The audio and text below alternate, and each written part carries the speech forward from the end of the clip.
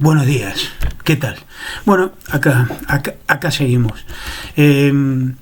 Jorge Luis Borges, en su poema, creo que es un canto para Jacinto Chiclana, dice: siempre el coraje es mejor, nunca la esperanza es vana.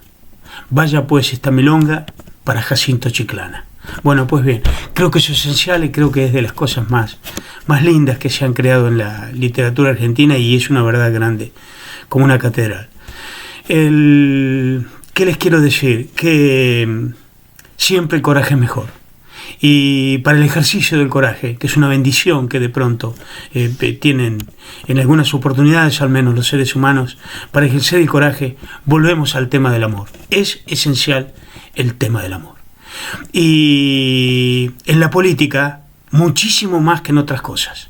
O sea, la conclusión primaria es: para ser político es imprescindible ser capaz de dar y de recibir amor.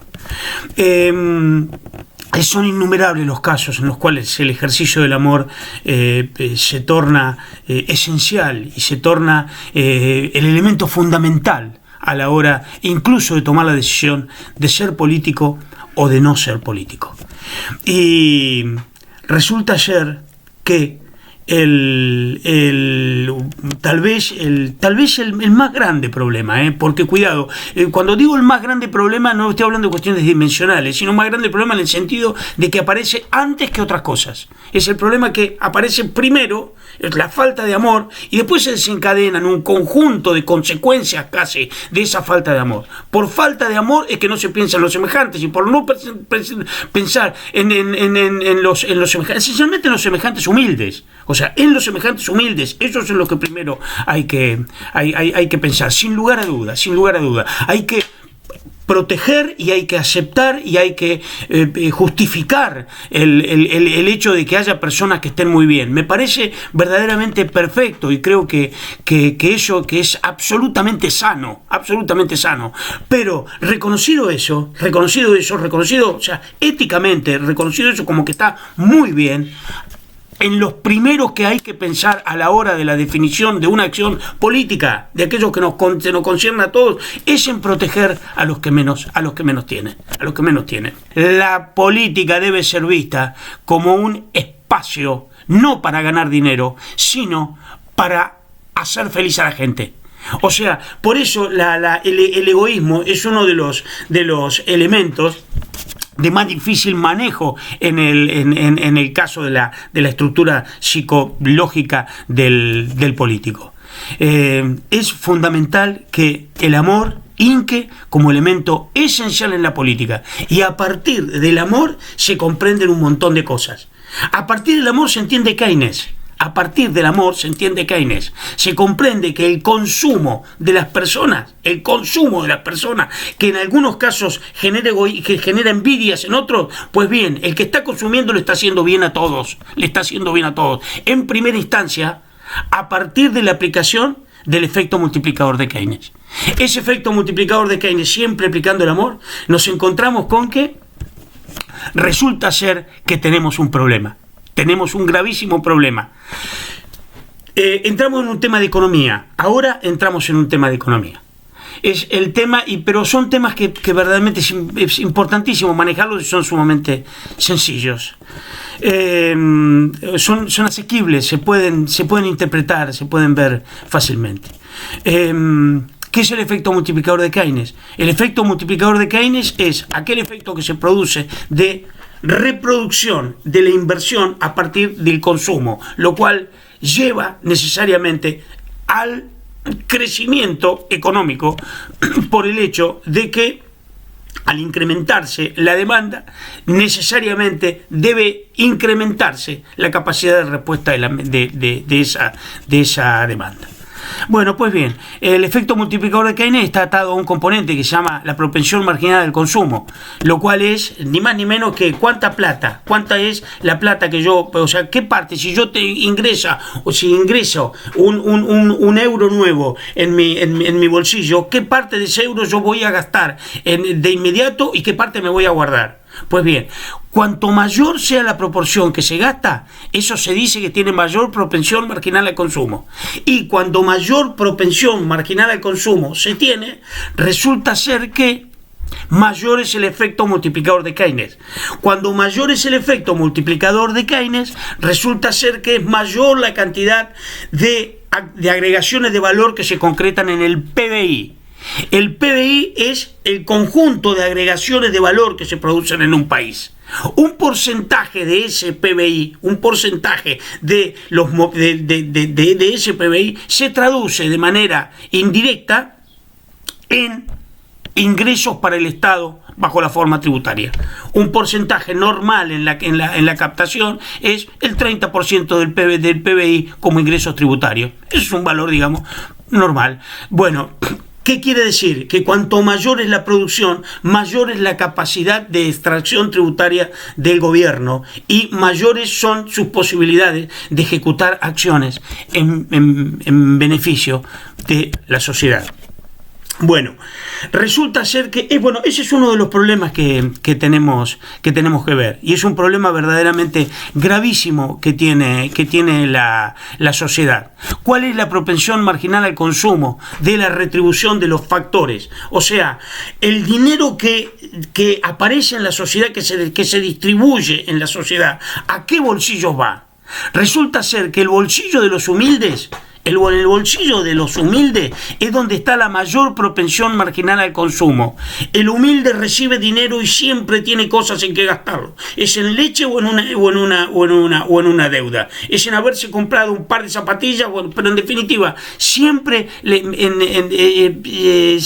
va a tener en qué gastarlo. El pobre tiene una máxima propensión marginal al consumo. Y en general, si así vamos escalando en la pirámide social, por así decirlo, nos encontramos con que es en los sectores asalariados donde están donde está la mayor propensión marginal al consumo. Bueno, pues bien, resulta ser que en las actividades productivas, en general, resulta ser que existen lo que se llaman factores de la producción, cosas que son necesarias para producir. Entonces, a partir de allí, uno es el factor territorio. Eso es necesario para producir. Es necesario tener tierra, tener minerales, tener aire, tener, en fin, diferentes elementos para producir. Ese es el factor territorio. Otro de los factores es el factor mano de obra. Tiene que haber gente que esté decidida a poner su esfuerzo para resolverlo. Son los obreros, son los empleados en general, son las personas que trabajan para ejecutar acciones, son los autónomos que ejecutan acciones para concretar agregaciones económicas. Después está el capital. El capital es la cantidad de dinero con que cuentan esencialmente los bancos y que lo ponen a disposición del aparato productivo para que continúe su proceso de producción. El cuarto elemento es la capacidad empresaria. Ese es el cuarto elemento. Esa persona que es capaz de tomar el resto de los factores de la producción y concretar acciones de valor. Ese es el empresario. El último es la tecnología, o sea, es la capacidad de hacer cosas. El quinto es la tecnología. O sea, la tecnología es el conocimiento de las cosas, saber hacer las cosas. Un panadero tiene su tecnología y esa tecnología es la de saber colocar las proporciones pertinentes, la levadura, en fin. Eso es tecnología. Cada uno de los factores de la producción tiene su retribución. Así, el factor territorio tiene la renta, el capital tiene el interés, la mano de obra tiene el salario, el empresario tiene las utilidades y la tecnología, la retribución es el royalty. Estamos que se paga a través de la constitución de patentes, en fin. Bueno, resulta ser que de todas esas retribuciones, la retribución que cuenta con mayor propensión marginal al consumo es la del trabajo. es la del trabajo. Las demás tienen propensiones marginales de consumo muy pocas, son muy bajas. Entonces, ¿por qué son muy bajas? Porque en general incluso son situaciones socioeconómicas distintas las de sus tenedores. Pueden ahorrar, con lo que cobran no salen a lo loco a gastarlo, como si debemos salir aquellos que estamos limitados en nuestros ingresos, y bueno, cada plata que entra ya sabemos a quién se la tenemos que pagar y en qué la tenemos que invertir.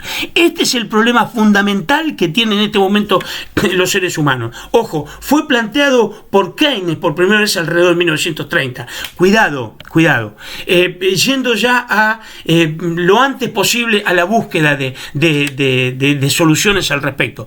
O sea, acá hubo una cuestión, hace aproximadamente unos 150 años, si uno se ponía a ver cuál era la cantidad de dinero, en qué porcentaje se distribuían los dineros, era muy elevado, pero verdaderamente muy elevado el porcentaje que iba a la retribución salarial. Había muchos puestos de trabajo. Esos puestos de trabajo requerían cobros, requerían ser retribuidos mensualmente. Ese dinero que entraba en el bolsillo de los asalariados era dinero que se volcaba de inmediato en el mercado con una altísima propensión marginal al consumo. Eso empezó a retroceder, esos porcentuales empezaron a retroceder a partir del desarrollo de la ingeniería de las cuestiones que hizo un aparato productivo que cada vez necesitaba menos gente para trabajar. Menos gente. Ese es el caso paradigmático, es el paso del telar a mano al telar automático. Uno es algo que exige actuar 100 personas, la otra es lo que exige actuar una sola persona. Ese fenómeno se fue dando y fue abrazando a todo. Y por un lado se daban el crecimiento enorme de las capacidades de satisfacción de necesidades. Eso fue una consecuencia directa que fue siendo traducida paso a paso en lo que se refiere a una retribución más equitativa, más global, más abarcativa de esos ingresos. Pero, en definitiva, el problema central era que no existía la cantidad suficiente de dinero como para poner en marcha todos los sistemas. No había el consumo suficiente como para poder dar satisfacción a las personas. Por eso es que aparece, y actualmente en todas las sociedades en el mundo desarrollado se aplica de una o de otra manera, la necesidad de la aplicación de rentas básicas aseguradas. Esas rentas básicas aseguradas insuflan dinero en el mercado para que se siga consumiendo, porque si no se iba, o sea, si no el problema es que se paraliza y se cae en una oferta, en una crisis de demanda como la que sufrimos en España en el año 2008. El tema sustantivo es ver estas cosas. Hay dos tipos de crisis: la crisis de oferta y crisis de demanda. La crisis de oferta es esencialmente del pasado, cuando la sociedad no tenía un aparato suficiente como para poder satisfacer a todos. Eran las crisis de hambrunas, por ejemplo. Pero en nuestro tiempo aparecieron las crisis de demanda. O sea, hay fábricas a patadas, hay emprendimientos productivos muy por encima de lo que son las necesidades básicas, pero muy por encima.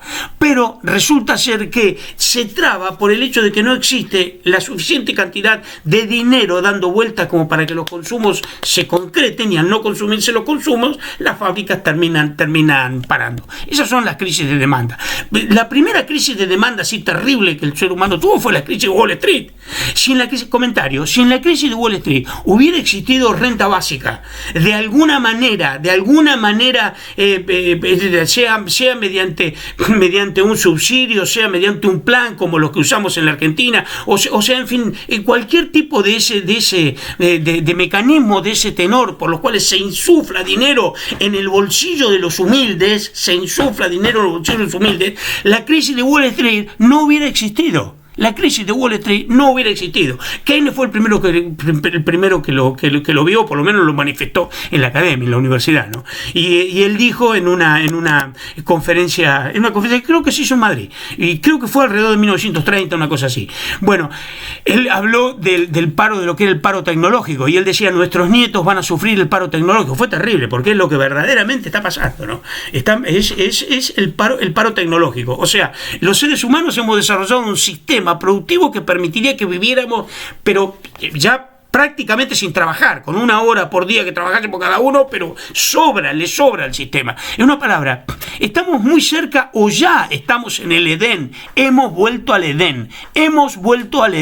Las fábricas funcionan automáticamente. Ya no es necesario aplicar factor trabajo para que se multipliquen los ingresos. Pues bien, eso no está visto. Falta nivel económico desde el punto de vista de los conocimientos, me refiero, en el manejo por parte de los políticos, fundamentalmente, más allá de que incluso, o sea, que sigue habiendo economistas que tienen incomprensión al respecto y asumen posiciones contrarias a lo que les estoy diciendo, pero en definitiva, es imprescindible que tomemos conciencia de eso.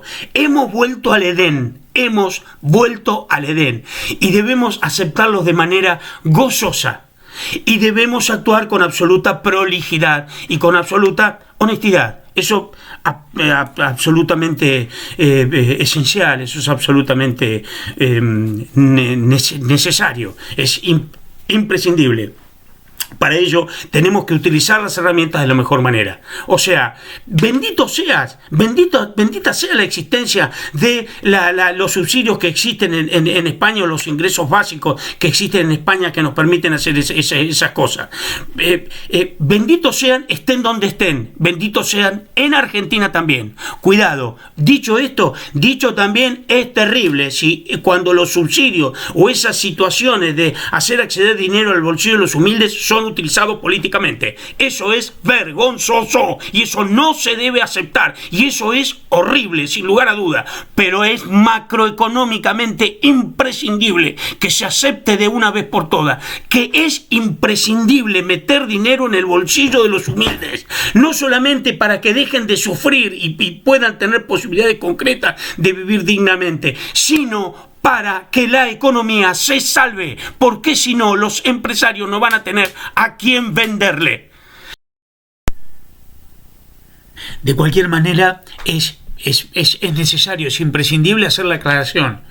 En los países desarrollados ya el tema está hecho, ya llegamos al Edén, están las fábricas, están sus emprendimientos. En los países subdesarrollados, como es Argentina, paralelamente al subsidio tiene que estar el plan de desarrollo integrado, fundamentalmente aplicar en industrias básicas, acero, petroquímica, química pesada, papel prensa, y desarrollo industrial global. En el caso de la Argentina también importantísimo que le prestemos muchísima atención, que apliquemos esfuerzos en todo lo que son energías ecológicas. Es extraordinario lo que nosotros tenemos en energías ecológicas, es algo extraordinario con lo que posee la Argentina, y ahí hay todo un marco para iniciar actividades industriales que van a succionar la mano de obra, que van a generar puestos de trabajo en cantidades enormes.